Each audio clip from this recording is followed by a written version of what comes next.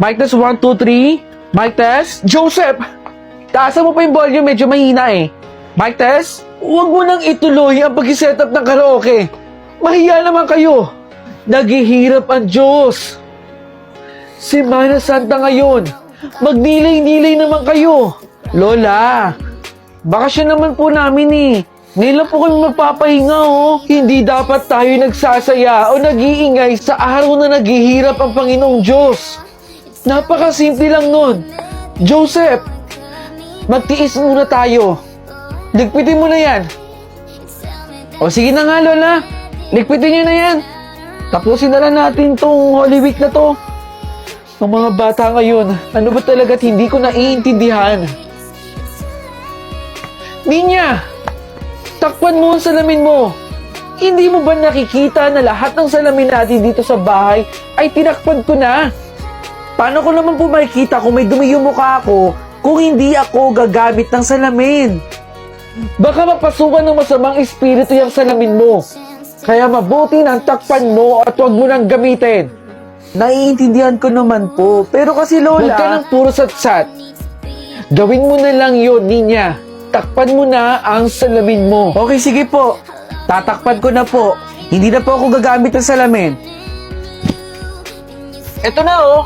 Naka-ready na ako kagabi pa. Swimming na ako, no? Saan ka pupunta, Peter? Lola, mag-outing po kami ng mga katrabaho ko. Outing? Peter, makinig ka sa akin. Hindi okay ang mag-outing o gumala sa araw na patay ang Diyos.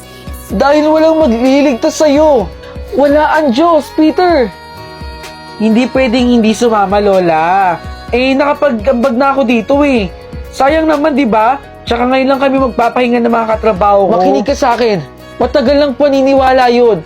At marami na ang nagpatotoo doon. Kaya Peter, para sa kaligtasan mo.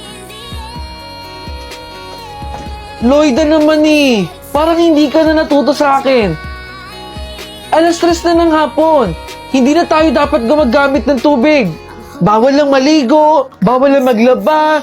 Bawal lang gumamit ng tubig. Okay, fine. Titigilan ko na, Nay. Nasugatan ka, Lloyda? Oo, Nay. Matagal maghihilom yan.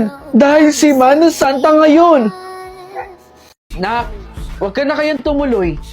Bakit naman, Ma? Iba kasi yung nararamdaman ko ngayong araw eh. Parang isa sa mga pamilya natin may mangyayaring hindi maganda. Panaginip lang yun, Ma. Walang katotohanan doon. At sabi-sabi naman dito, di ba, kapag kinuwento mo yung panaginip mo, hindi magkakatotoo yun. Hindi pa rin tayo nakakasiguro eh, anak eh. Anytime pwede may mangyari sa atin at hindi natin pwedeng pigilan yun. Kaya parang awa mo na, anak. Huwag ka na lang kaya tumuloy. Hindi pwedeng hindi sumama ngayon, May. O sige, ikaw bahala ah. Mag-iingat po ako, pangako po.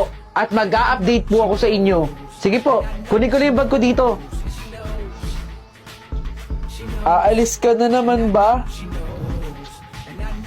Pupunta ako dun sa mga kaibigan ko ngayon. Makikita kami. Alam mo ba po, nagpakita sa akin ang nanay at tatay ko. Ang sabi nila ay kukunin at isasama na nila ako. La, matagal na po patay yung nanay at tatay ninyo.